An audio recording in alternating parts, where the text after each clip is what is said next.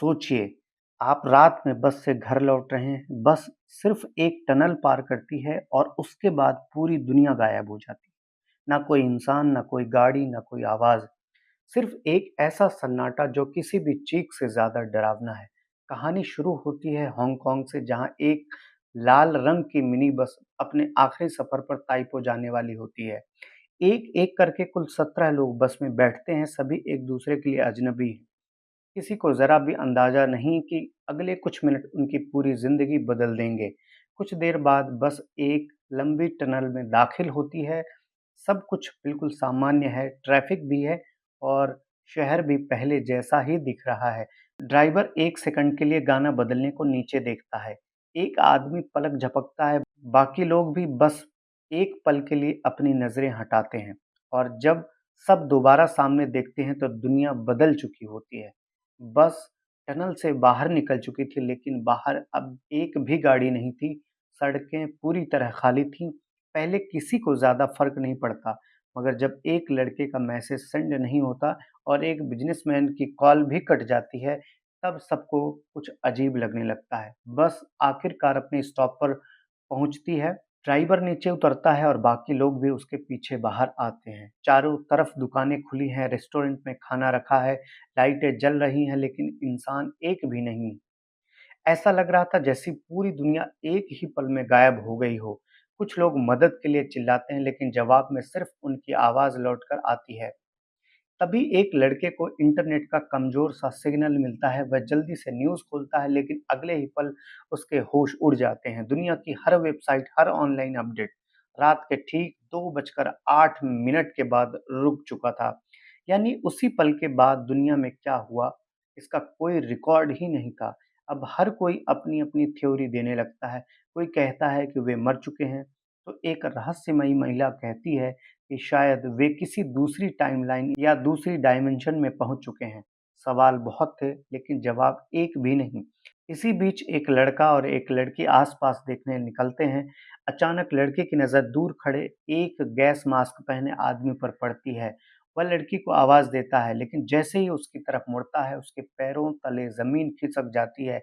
लड़की का चेहरा पूरी तरह नीला पड़ चुका था। उसकी आँखें बेजान थीं और उसके बाल बिना हवा के अपने आप उड़ रहे थे। लड़का डर कर आँखें बंद कर लेता है, लेकिन दोबारा देखने पर सब कुछ सामान्य हो चुका होता है। अब उसे समझ नहीं आता कि उसने सच देखा था या उसका दिमाग उसका खेल खेल रहा था। लेकिन कुछ ही मिनट बाद ये रहस्य पहले से भी ज़्यादा खतरनाक हो जाता है। बस से उतरे 4 स्टूडेंट्स में से एक की अचानक तबीयत बिगड़ने लगती है। उसका शरीर बुरी तरह काँपता है और देखते ही देखते वह अपने दोस्तों की आँखों के सामने राख बन जाता है। बाकी तीनों जान बचाकर भागते हैं, लेकिन मौत उनका पीछा नहीं छोड़ती। एक लड़का दौड़ते-दौड़ते राख बन जाता है, तो दूसरे का सिर अचानक फट जाता है। अब ये साफ हो चुका था कि इस सुनसान शहर में सिर्फ इंसान ही गायब नहीं हुए थे, बल्कि यहाँ मौत भी किसी अनजान नियम से काम कर रही थी। इसी बीच बस में मौजूद सभी लोगों के फ़ोन एक साथ बजने लगते हैं। हर किसी के फ़ोन पर एक ही कॉल, लेकिन दूसरी तरफ कोई इंसान नहीं, सिर्फ लगातार आती हुई बीप।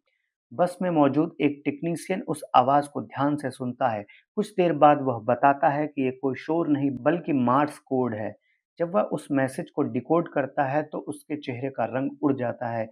मैसेज में सिर्फ एक चेतावनी लिखी थी, ये दुनिया अब इंसानों के रहने लायक नहीं रही। और जैसे ही सब लोग इस बात को समझने की कोशिश करते हैं, उनके सामने खड़ा एक आदमी अचानक आग की लपटों में गिर जाता है और कुछ ही सेकंड में राख बनकर हवा में बिखर जाता है। अब उन्हें समझ आ चुका था कि अगर जल्दी कोई जवाब नहीं मिला, तो अगला नंबर शायद उन्हीं में से किसी का होगा। अब हर किसी के मन में सिर्फ एक सवाल था, आखिर ये सब क्यों हो रहा है?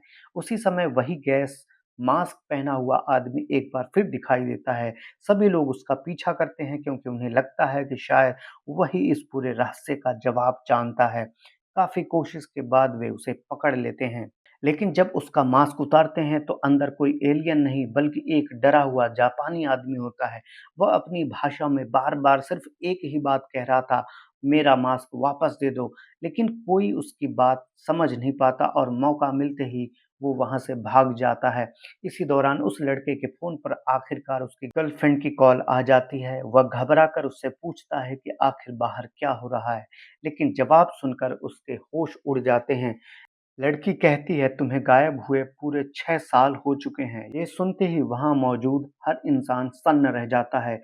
उनके लिए तो बस कुछ घंटे बीते थे, लेकिन असली दुनिया में 6 साल गुजर चुके थे। अब उन्हें यकीन हो चुका था कि वे किसी ऐसी जगह फंस गए हैं जहाँ समय के नियम ही अलग हैं। तभी एक टेक्नीशियन पास मौजूद केमिकल फैक्ट्री की तरफ इशारा करता है। उसे शक होता है कि शायद इसी जगह हुए किसी हादसे की वजह से वे इस रहस्यमयी दुनिया में आ पहुंचते हैं। लेकिन बस में पेट्रोल खत्म हो चुका था। ड्राइवर अकेले पेट्रोल लेने निकलता है। वहीं उसे बस में छिपा एक नशेड़ी मिलता है जो पूरी घटना से अनजान था। दोनों के बीच हाथापाई होती है और अपनी जान बचाने के लिए ड्राइवर उसकी गर्दन के पास कुल्हाड़ी मारकर वहां से निकल जाता है। उधर बाकी लोग एक कैफे में बैठे-बैठे अपनी बातें साझा कर रहे होते हैं। तभी एक लड़का टूटकर सच कबूल करता है।